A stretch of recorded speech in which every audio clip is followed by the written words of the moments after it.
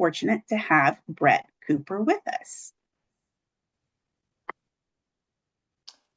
Excellent. Thank you, Jeannie. Thanks so much. I appreciate that. And really, thanks to the entire Results Washington team. It is an absolute honor for me to be part of this year's Washington State Lean Transformation Conference. This is the 13th year in a row. And I know many of you on the cast today were probably remember when it was back in person. Results Washington did a fantastic job of converting this to virtual and allowing us to continue this enormously valuable learning session for so many people across the great state of Washington. I do want to thank each and every one of you for joining this session. You know, you're here to think about how you can influence the joy and the success of others. That's pretty cool that you decided to spend an hour thinking about that. So to get us into the topic, I'm going to start by asking you to think about someone who has actually done the opposite for you. I want you to think back over your years. Some of us, it's a little bit longer than others, but think back over your years and reflect on a time when you had what you might consider a bad manager, somebody who did not encourage you, somebody who, you know, you were working on Sunday afternoon or playing on Sunday afternoon. You start to get that pit in your stomach. You're like, oh, geez, I have to go into the office on Monday. So think about that bad manager for a second as you would define it. And John, if we can open up the chat, what I'd like to do is I'd like to give people an opportunity to just type in, how are you feeling right now? How did you feel working for that person?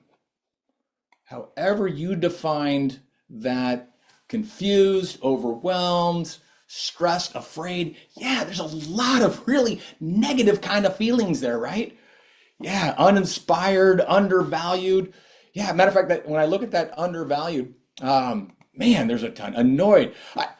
I hope these are all past experiences. I hope none of these are current day experiences that you are living in right now. Hopefully today we can give you some ideas on how to get past that. But if we go beyond well, how did you feel?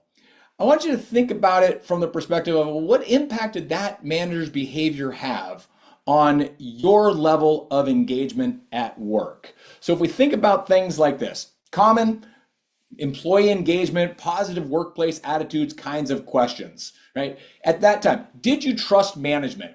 Right? When you had that relationship with that manager that made you confused, made you anxious, did you trust management? How about this? Did you feel like you were making a difference at work? Did you come in and say, you know what, I'm doing the best thing for a bigger reason? Did you have that feeling of purpose? How about this one? Were you willing to put in the extra hours if the situation called for it? In every job that I've ever been in, once in a while, we got to burn the midnight oil a little bit. And I know for me, when I've had this manager that we're thinking about here, I wasn't so fired up about doing that burning of the midnight oil. How about being proud to tell others that you work for the organization, right? Jenny, I saw you said on there, no, you weren't inspired. So I'm guessing you probably weren't going out and telling your friends, oh man, I have the best job, right? It impacts how you feel about the organization. And kind of finally, and I think this one is a punctuation that we see in employee engagement surveys very frequently is, did you feel valued? Lance, I saw your note there. Oh, I was telling my friends, all right. I appreciate that. Yeah, but I'm seeing nope, not valued at all. Yeah, it's crazy that impact that one manager can have on us. And really that's going to be at the core of what we're talking about today. But before we get off this topic, let's brush off those bad thoughts. Sorry for bringing you down on a Tuesday morning. Let's see if we can get you back up. Change the focus. Think back on your experiences and think about a time that you had, just a really good manager, somebody that encouraged you, someone that supported you, somebody that, okay, maybe on Sunday night you still weren't totally fired up on going to work, but you weren't fretting it. So when you think about that person, How did you feel working for that person? Appreciated, confident, top of my game, inspired, loyal, happy, love it. Yeah, absolutely. So if I take those, everything that you're saying in there about how you feel, and then I convert that sentiment over into then kind of engagement at work and the kinds of questions that we see on a typical engagement survey, these kinds of things. My guess is that you were probably more trusting of management as a whole. Your trust in that one leader probably gave you a perspective that, if there was something I needed to know about, them up there, that person would probably let me know. You probably felt a little bit more connected to the purpose of what it is you're doing. So you probably felt like you were making a difference at work a little bit more. I'm guessing when it was time to burn the midnight oil, if you had to do a little bit of that extra work, probably a little more willing to do it than in that first situation. Proud to tell the organization, and I already saw that many of you wrote in there you felt valued. Darlene, I see we made a difference at work together. I was afraid to disappoint them, which I assume is in a good way, right? You don't want to let people down in that way. And that's a fantastic thing. That's what's so fantastic about this idea around management and having a leader that makes you feel valued. It's powerful. It's powerful. And your own experiences really highlight then the outsized impact that relationship that we have with our manager or our team leader, everything you just highlighted underscores this idea that relationship with someone's direct manager is really critical. And that, my friends, is really the foundation of the conversation that I want to have with you today. The role that managers and team leaders can play in creating that motivating and engaging environment, and ultimately in influencing the joy and the success of the people that are around them. Now, interestingly, this is actually much more than a keynote topic for me. It's actually the foundation of why this company, Integris, exists at all. It's at the core of how my team and I actually came to be involved with Washington State in the first place. So you see, we actually launched this company back in 2011. But prior to that, I was running engagements for another consulting organization. We did operations consulting. We did a whole lot of lean process improvement. We were Lean Six Sigma training. We worked on strategic planning and balanced scorecard, right? The hard skills of process improvement, the hard skills of running a business. Had a very successful business, a lot of happy clients. But what triggered the launching of Integris actually came when we had clients saying, we want this lean thinking to permeate the culture of the organization, right? We don't want to just do lean projects. We want to have a lean culture where people feel respected, where people are motivated, right? Where there's an openness going on. And in far too many situations back then, we weren't getting that kind of a result. We were getting fantastic projects. We saved a ton of money. We drove a lot of inefficiency out of organizations. But that cultural change, it was a little bit elusive. And what we, in working with some of our clients, what we kind of understood and uncovered was the problem had nothing to do with lean tools, had nothing to do with process mapping or root cause analysis or any of those kinds of things, right? Fantastic tools, but that's not what was getting in the way. What was getting in the way had everything to do with team dynamics, with interpersonal relationships, and with interactions between leaders and the folks that they served. And in still to this day, what's the most brilliant stroke of luck I've ever had? I went to my then boss and we were talking about, hey, in addition to the lean tools, let's bring more leadership in. And like I said, we had a really successful business, and he kind of said, no, we're going to keep on with the course. So I ended up leaving Integris at that point, or leaving the other organization at that point, and started Integris. And again, that was back in 2011. And really, we thought that we were going to still be that primarily Lean Six Sigma consulting and training and belts and all of that kind of thing. And quickly, within probably 2 years of launching this company, we saw the percentage of time we were spending and the percentage of clients that were asking us for support in the leadership space and in the teamwork space just kept going up and up and up and up and up. And to carry that forward to today, we still do some of that lean work, but it's a fraction, because so many organizations and certainly so many agencies inside the state have built that internal capability on lean process improvement.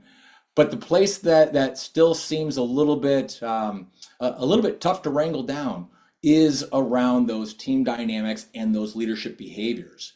And so for me, this is really critical to what Integris was all about. So the topic we're talking about today of, right, how can we influence the joy and success of others?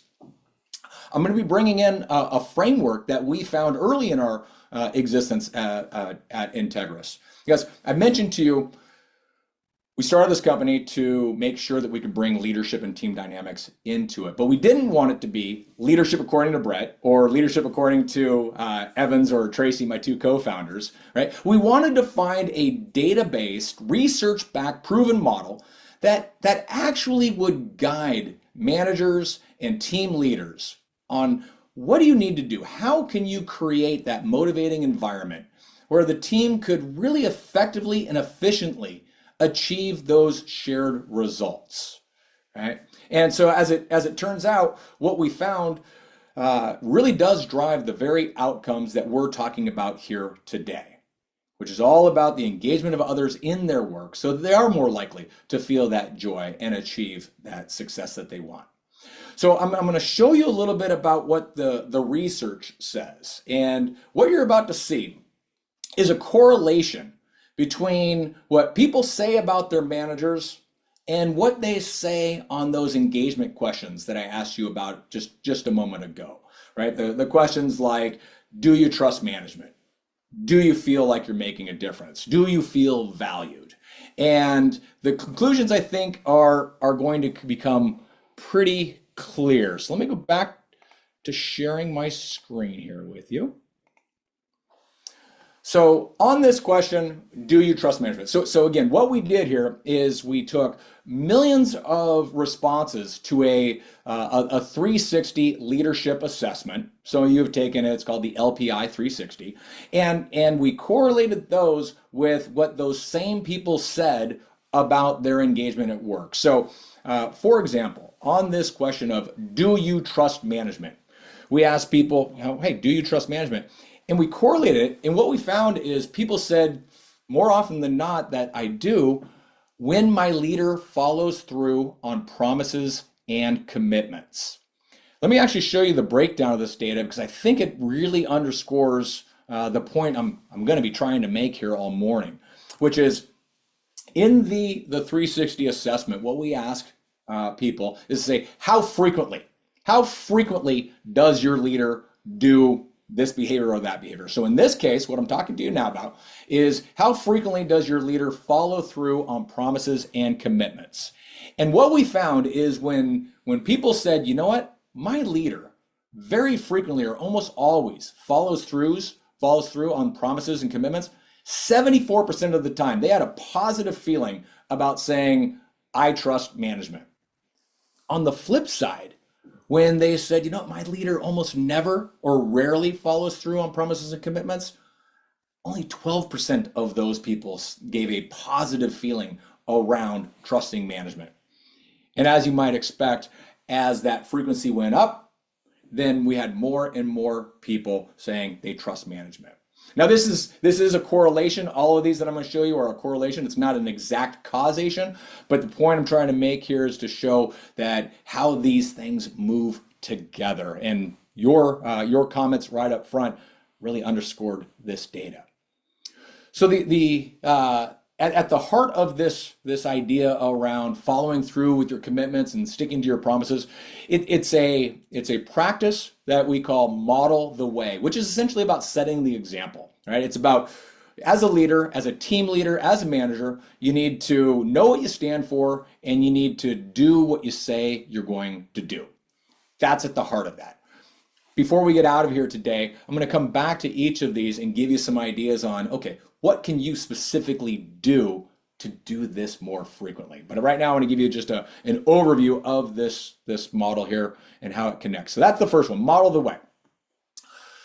So the second engagement question we looked at was this: do you feel like you're making a difference at work? And we correlated it with the question around, well, does your leader talk about a common vision for your team? And when we did that correlation and we looked at, okay, how frequently does a leader speak about that common vision for the team? When they did that very frequently, or almost always, 90% of the people said, I feel like I'm making a difference at work. And this to me makes sense. You know, if the leader, if the team leader, if the manager is talking about, hey, this is why we're doing this is the big picture of what we're trying to achieve, well, I have a better understanding of why I'm doing what I'm doing, and it makes a clearer path for me to be able to understand, am I making a difference? On the flip side, when we saw that people said, you know, now my leader almost never talks about this common vision, only 6% of the people said that they felt like they were making a difference at work. And it went up from there in that way. So again, we're seeing some very, very similar kinds of experiences of what you shared this morning.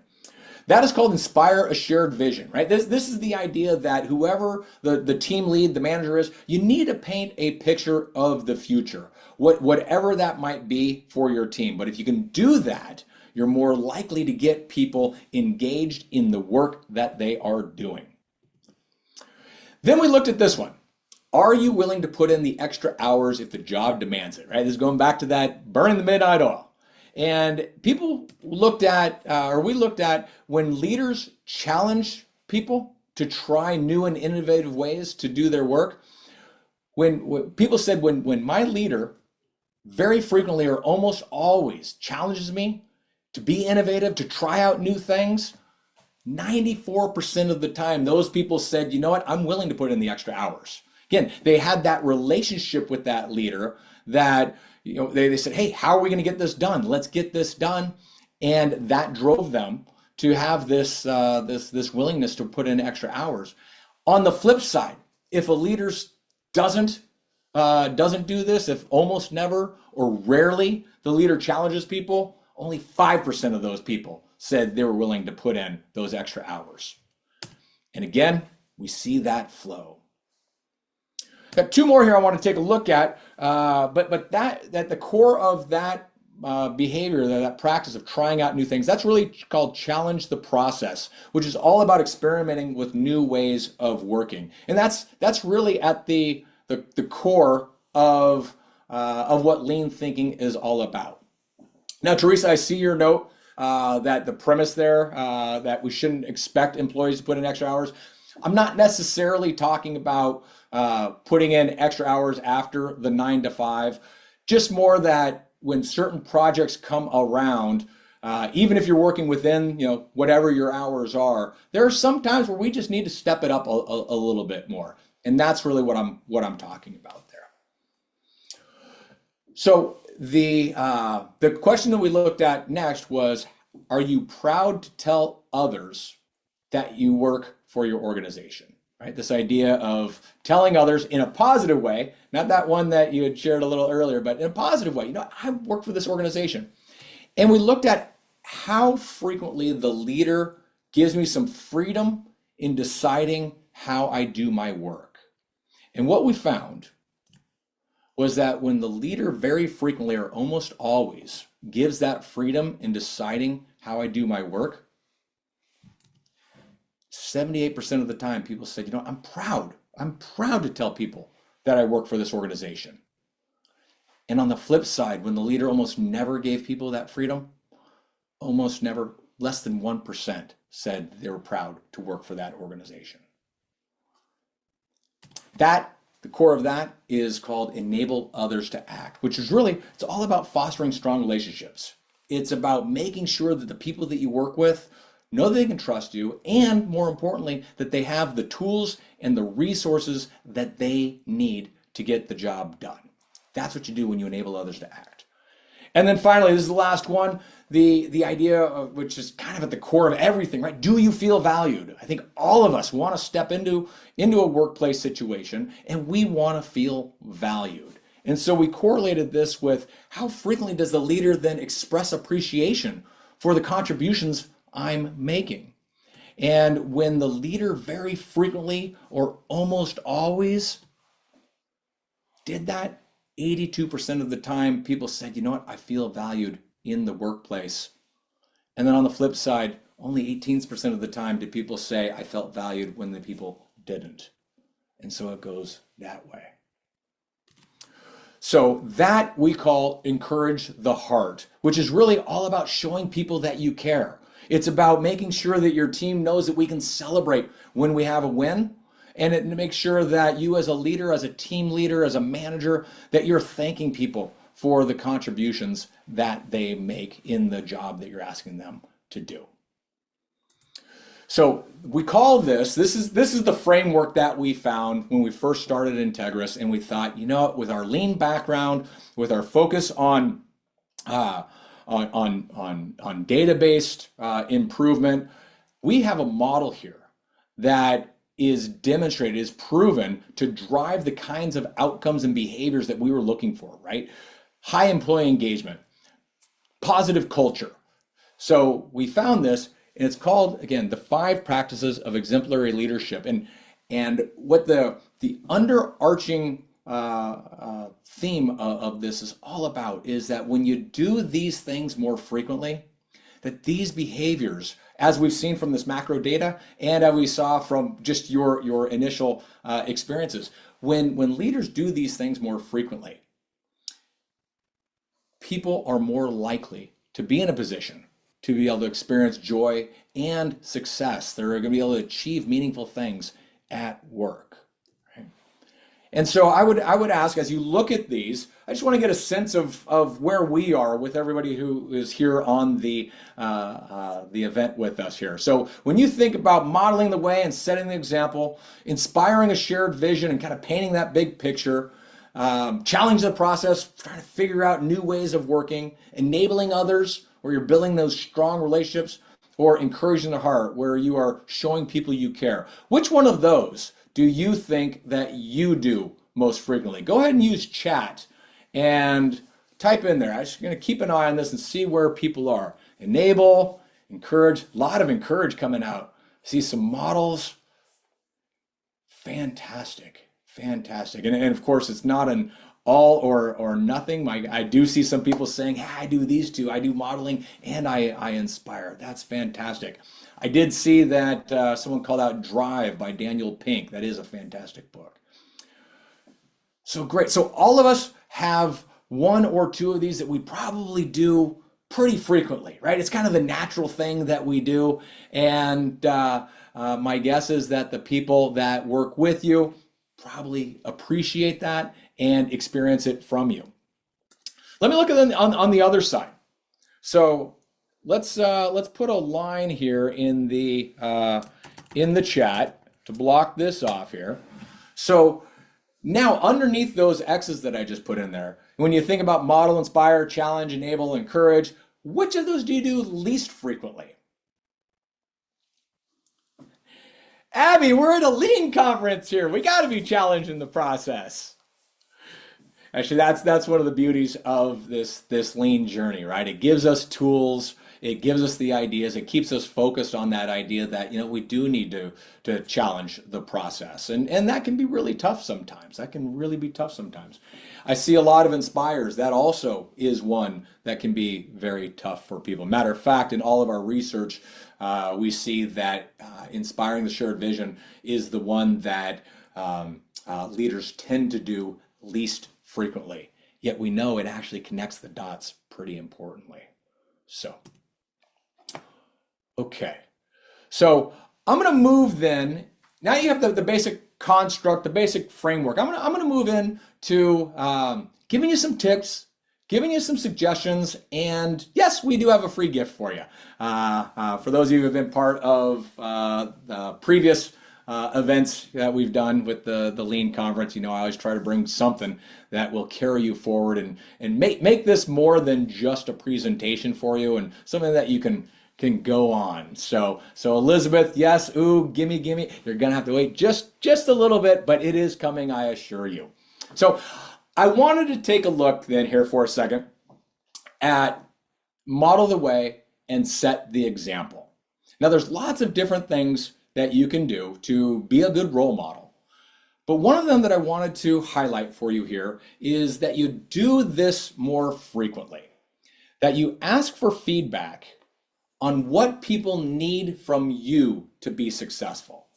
Now, this is a little bit different than how most people ask for feedback, right? If I were to ask, and maybe put in chat, if you were to ask someone for feedback, what would you normally say? How would you ask somebody that? What I normally hear is, hey, how am I doing? Right? Yeah, there you go, Christine. How am I doing? And that's a fantastic thing to ask. It's very helpful. You can learn, hey, what advice, what feedback might people have for me? But it's self-focused, right? As an individual contributor, or maybe on how I'm doing my job, yeah, go ahead and ask, how am I doing? But what I would argue, if you want to achieve what you're talking about, influencing the joy and the success of others, what you want to start asking people is things like, what do you need from me to be more successful?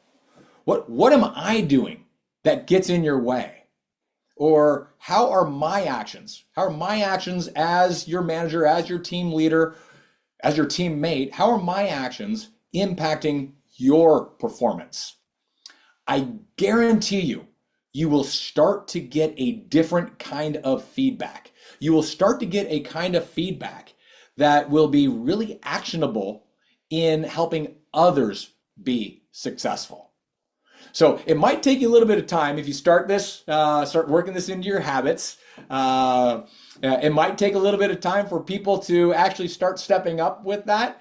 I hear all the time that people say, my leader just asked me what they're doing that gets in my way. I'm not so sure I want to step into that and be vulnerable in such a way. So they might need to take a little bit of time to see that you really mean it. But I'd say stick with it, make it a new habit, because you will hear different information. And as JR highlighted in the chat, yeah, make sure you're ready to hear the answers, right? Everything that I'm going to be sharing with you today really assumes that we can be working with teams that we are bought into, and that we can try to drive a higher level of vulnerability. So if you're in that kind of an environment and you want to encourage others to be a little more open, a little bit more vulnerable, this is a fantastic way to do it. Start asking people, not just how am I doing, but how are my actions impacting your performance? And I guarantee you will start to get some different kinds of feedback. Excellent. I'm seeing some folks saying, hey, I've gotten this kind of feedback. It was intense and it made a difference. It's amazing. So please give it a try. So the next tip that I have for you then is about inspiring a shared vision, which again is about painting a picture of the future. And something that you can do more frequently as a leader, as a team manager, is talk with your team about the common vision, right? What is it that the team is really looking to achieve? And I have a little story that highlights this. So I heard this story a while back, that back in 10th century Paris, there was a consultant. He was walking down the road, and he came upon a man on his hands and knees. And the man on his hands and knees was working in the mud and laying some bricks. And the consultant, essentially walked by and he said, you, sir, pray tell, what are you doing? And the gentleman on his hands and knees said, oh, I'm laying these bricks, doing the hard work. I did this yesterday and I'm going to be doing it tomorrow. And it's backbreaking. And the consultant said, thank you, sir. Good day to you. And walked on. Walked around the corner. Comes up to another gentleman. And he says, pray tell, sir, what is it that you're doing there? The gentleman actually stands up, brushes himself off, all dusty. And he says, I, sir, am building the foundation for the Notre Dame Cathedral, the greatest cathedral that will ever stand in all of Christendom.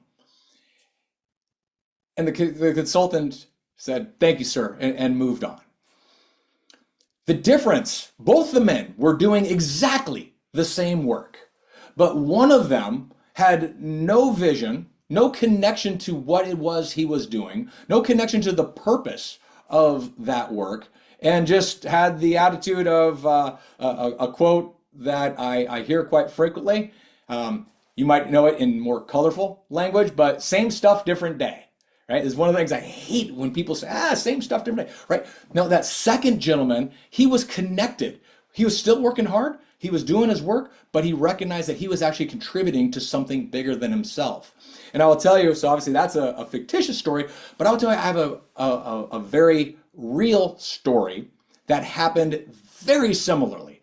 A few years back, we were doing some work with the Veterans Administration, working with the different medical centers across the country. And I was at the VA center out in Cleveland, Ohio. And we were doing a session, and there was a gentleman who was one of the janitor folks. And he actually, in this session, he spoke up and he said, before we started talking about things in this way, I thought I was just here to clean the toilets. He said, now I really understand that by me doing my work and keeping things sanitary, I'm keeping the place clean for our veterans, and I'm helping making sure that they can get well. Just by changing some of the dialogues that we were having and some of the interactions that he was having with his manager and with his team, he started to realize, there's a bigger goal of what I'm trying to do. So bringing it back to you, when you talk about a common vision that connects people to the meaning of the work, the purpose of it all, it helps them recognize that they are contributing to achieving something meaningful, right? And as a leader, that's really part of your job, to connect the big V of the organization, whatever the whole organization is really trying to do. And in every one of your agencies are doing fantastic work and serving Washingtonians in all kinds of different ways. But every little job might have to have a little bit of dialogue to see, okay, well, how does my job, my little vision, if I can do this well, how does that serve then the larger vision? So if you think about those two brick layers, that's what we're talking about, right? Getting people to connect by that. So that's what creating common vision is all about. Now there's a question, what about people who aren't motivated by the vision? We have 5 different practices here that are all about getting people engaged and creating that motivating environment. And different people on your team will most likely respond differently and more favorably to one than the other. And again, with leadership being a relationship, part of your job is to understand, okay, with the different people on my team, who do I need to work with and in what way? So, okay, so that is the painting the picture and inspiring a shared vision. So the next one I want to talk about then is challenge the process, right? This is at the heart of lean thinking, right? Challenge the process. And something you can do to experiment with new ways of working is doing this more frequently. Asking, what can we learn when things don't go as expected? Now, this is a core tenet of lean thinking, right? Viewing mistakes as not as failures, but as opportunities to learn. And one thing I would give you a tip here. As a manager or a team lead, if something doesn't go as you expected with your team, I would actually encourage you to first ask, what can I learn? What can I learn even before you ask, what can we learn? Because far too many times when things don't go as expected, we run into situations where somebody might not have been terribly clear on what the expectations were, right? So I like to have you think, as a leader, have you think, did I make my expectations clear? Did I allow others to have a say in what those goals and milestones should be, so that they were bought in, and as we're working on it, we all know exactly what we're working towards? Because if you're not getting the results that you want from the team, if you look at yourself first, you might be able to identify some of the root cause of that. And if you find out that, yes, the expectations were clear, then you can turn it back over to the team and you can say, okay, what did we learn? We had these expectations. Where did we fall down? And you can have that productive kind of conversation, which again is right at the core of what lean thinking and lean process improvement is really all about. So ask that question: what can we learn? What can I learn if things don't go as expected? Our fourth area is around enabling others to act. Again, this is about fostering strong relationships, making sure that people have the resources that they need and the tools that they need, and something that you can do to foster a strong relationship is this idea around actively listening to diverse points of view. Right? I mean, there's so much, and we work with organizations across the country, and I'll tell you, some of the work that you all in the state of Washington are doing around equity and inclusion is just fantastic, but I know we still have a lot of work to do and a long way to go. And something that I have found very true in this, hearing diverse points of view is first understanding that people are wired differently. People are wired differently, and the way that you like to communicate and process information isn't necessarily how others like to communicate and process information. In fact, when we were writing Solving the People Problem, let's put right over here, we were doing a lot of research. And one of the data points that to this day still really stands out for me came from a study that we found on frustration and negative conflict in the workplace. And so I will ask you, in this research study, use chat and let me know, what do you think this research study found to be the number one source of frustration and negative conflict in the workplace? What do you think that is? Not being heard, micromanaging, poor communication, miscommunication, misunderstandings, seeing a lot of communication. There's a lot of good ones in there. No follow through, inflexibility. Yeah, I think the majority kind of has it. Communication, it relates to communication, right? There's lots of different reasons that people get frustrated, but the number one source came down to communication, and specifically, it came down to clashes in different communication styles. And as managers, as team leaders, we need to get past this, right? We need to know our style. We need to know the styles of our teammates. We need to understand how do people like to process information, and we need to use that information and use those insights for creating mutual benefit for everybody involved. So just to highlight this, let's take a quick look at how some of those differences in styles, how those can show up on a team.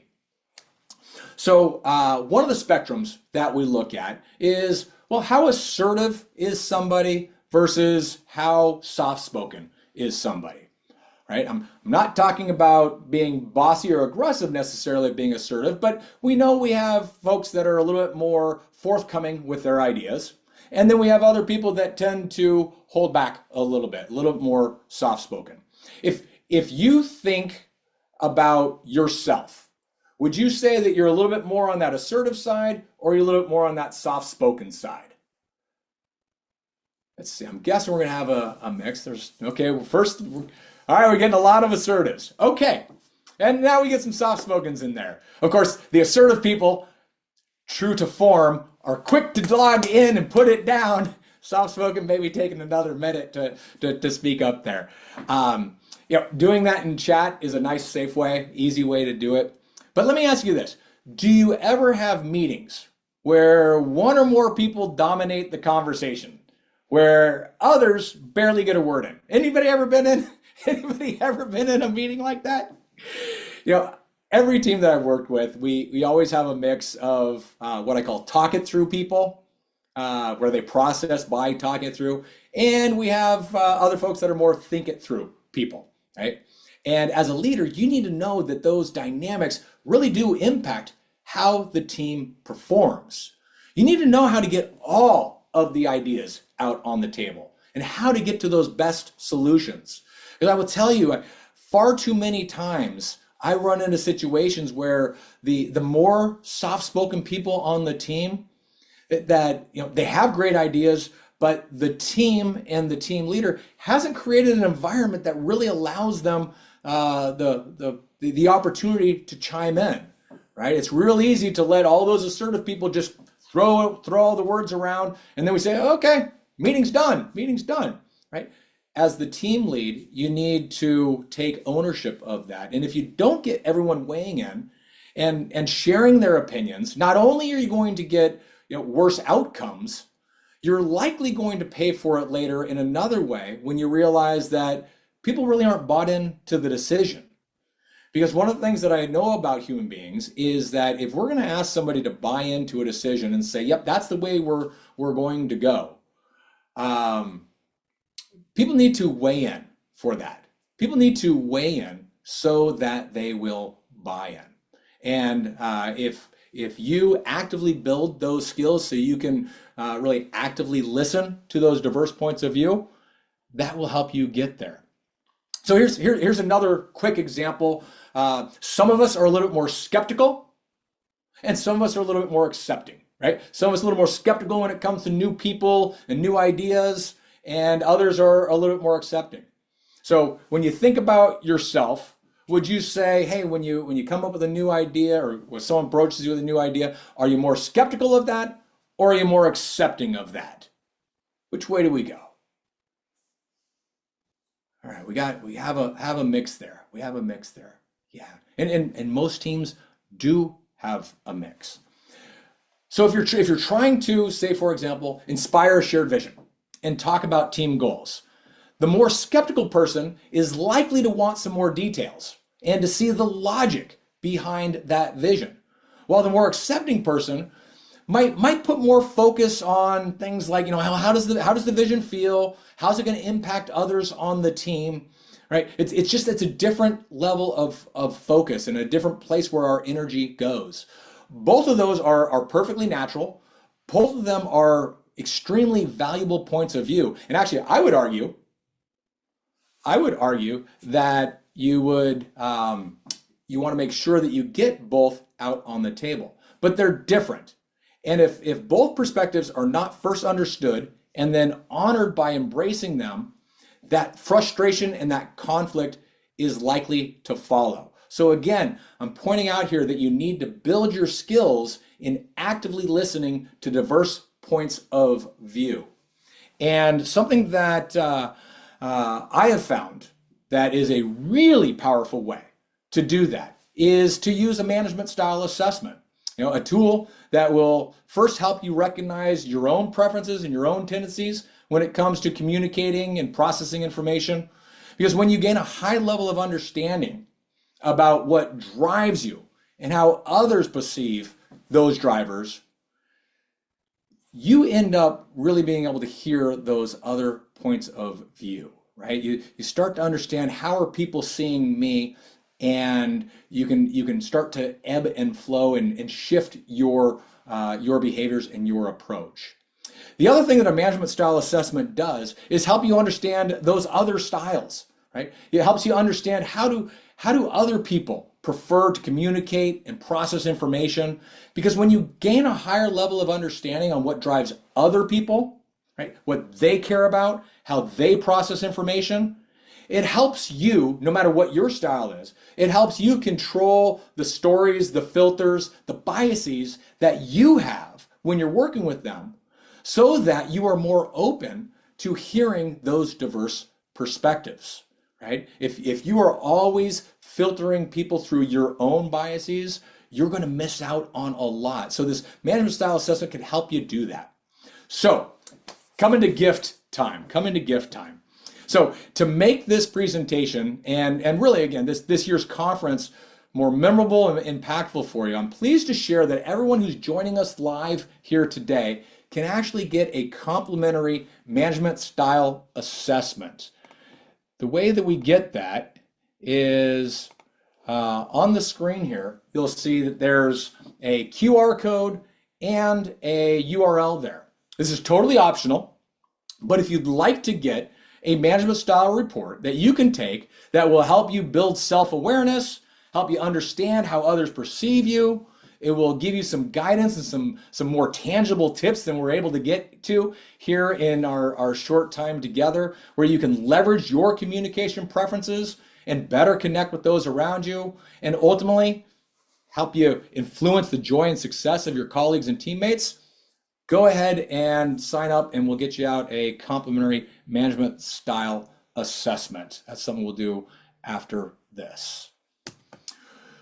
So that was the fourth, a little bit long-winded there, but I want to get on to, or get past our enable others to act, right? Everything we just talked about is about how do we actively listen to those diverse points of view. And we have just one more to go, which is encourage the heart. Don't forget about this one. As a matter of fact, that management style assessment will actually give you some tips on how do you create that more motivating environment for folks. And one of the ways, all of the research tells us, and if I go back to the chat on what you all said with your experience up front, if you are more frequent and creative in thanking people for the contributions that they make to the team, you are going to see that people recognize that you care. And to highlight this, let me ask this question. So use the chat for a second and let me know, do you need encouragement to be your best? Okay, so I'm getting a mix here of yeses and nos, and that's really common. Very frequently, we get about a 50-50 mix. But let me ask the question a little bit differently. Does getting encouragement help you perform better? We might think, hey, we don't need encouragement, but when I get encouragement, when I get a pat on the back, or I get a coach telling me, hey, you can do this a little bit better, or hey, have you tried that? Does it help you perform better? I've had very few people, when we actually go down this path, think, no, it doesn't. I mean, heck, even Simone Biles has a coach, right? How the heck is somebody going to tell her how to do something better? So encouragement helps people do things a little bit better. And that's what's at the core here around showing people that you care. So my last tip for you here then is be more frequent and creative in thanking the people around you. Okay, so as we come to wrapping up here, I do want to point out a very real reality. Here's the reality. These behaviors are really easy to do, right? It's really easy to do what you say you will do. It's really easy to talk about, hey, what are we trying to do as a team and what's your role in it? It's pretty easy to say, hey, what can we learn? How can we try this a little bit differently? It's not terribly hard to foster a good relationship. And quite honestly, it's not terribly difficult to say thank you, right? None of them are really that difficult to do. They're easy to do, but you got it, Jessica. They are really easy not to do. Everything that we're talking about today, people, it's about making a choice. How do you want to show up for the people on your team? If we go back to that opening activity that I did with you, where I got you thinking about the leaders that supported you, that created that encouragement, created that motivating environment. Do you think that in those moments where it made a difference to you, that they made a decision to focus on you? They made a decision to model or inspire or challenge or enable or encourage? They probably made a decision in the moment. Maybe it was just a natural thing for them, but they made a decision to act in a certain way that supported you. I'm saying that's what you can do for the people around you. And if you do that, If you do that, you're going to be so much more likely to influence the joy and the success of others. It's a choice every one of us gets to make every single day. And again, part of the reason why I wanted to bring this framework to you and why we selected it, heck, over a decade ago, is because it's a view of leadership that is simply around doing certain behaviors more frequently.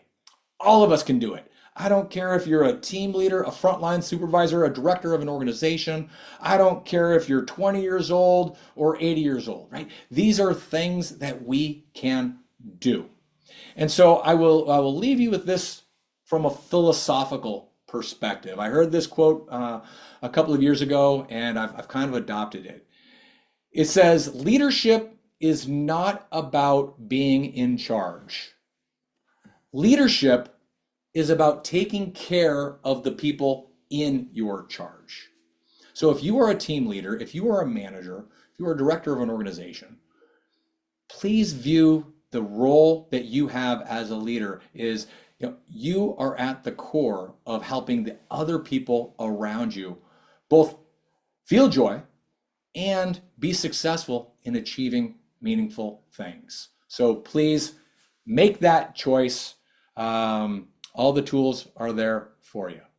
And with that, we come to our end. So I will say, I am here to help. My team is here to help. If there's anything that we can do, my information is there on the screen. Feel free to reach out. We are happy to help however we can. And as you see there on the screen, also don't forget to get that complimentary management style report if you'd like to learn a little bit more about your own style and the style of others. Jeannie, back to you. Great. Thank you so much, Brett. This was an amazing presentation. Love the QR code with the extra bonus assessment. That's genius. We do have, do you have time for one question? Actually, I got to, no, of course I do. Yes, absolutely. Just get one question out there. So, question. So a lot of the people on this call are not leaders themselves. And I know that you talked about anybody can do this wherever they're at. But when you're not the leader and you've kind of employed all these tactics and you're not making any progress, do you have any more suggestions about, when do you call it and say this isn't the job for me? Or, so things like that, like suggestions for those who aren't in leadership, really trying to work with their leadership on it. Yeah, that's a good question. So let me address is this the job for me or not? I certainly do not want to use this presentation to get people leaving their jobs. But it reminds me, there was back in 2013, I actually gave a presentation related to values-based leadership to a big group of about 600 leaders in Washington. And we were talking about the importance of knowing your values and having your values kind of connect with the organization and with your leader. And it was a 1-hour presentation. 2 months later, I was in one of the agencies, and this woman came up to me and said, "Hey, you're that guy that was talking about values-based leadership." I said, "Yeah." She says, "I got to tell you, you changed my life." I said, "What do you mean?" Right? And she said, "I gave some thought to my values, and I recognized my values just weren't well connected with the organization that I was in. So I did some research, and I ended up finding another role at another agency that just felt so much more aligned for me." So again, that is not to encourage you to, grass is not always greener kind of thing, but just to the first topic there, I would say, know your values and know what you want out of a position. That being said, and the more, probably the more applicable piece of advice is, if these ideas resonate with you, but they're not being brought up in your team, take this presentation. Use the video. Go and talk with your team. Talk with your team leader. Maybe talk with your colleagues first, and create some camaraderie around. You know what? We could be better as a team, and here's how. Right. One of the things that I always try to focus on is people having good intent. And more often than not, people have good intent, they just don't know what the impact of that intent is. And when we filter things through our own biases and our own perspectives, we're not really skilled at listening to those different points of view and tuning out some of our own filters. That when we have those in place, it really slows us down as a team. But if we're able to recognize that people have that good intent, and it's just about how do we get better at communicating with each other, I think the ideas that we talked about here today can foster a really nice and positive conversation with the members of the team. Wonderful. Thank you again so much, Brett. And thank you all who participated in this presentation. Please take the time to take our brief survey after this. And we've got a lot more of great conference coming up. So see you back at 11. Thanks, everyone. Thanks, everybody.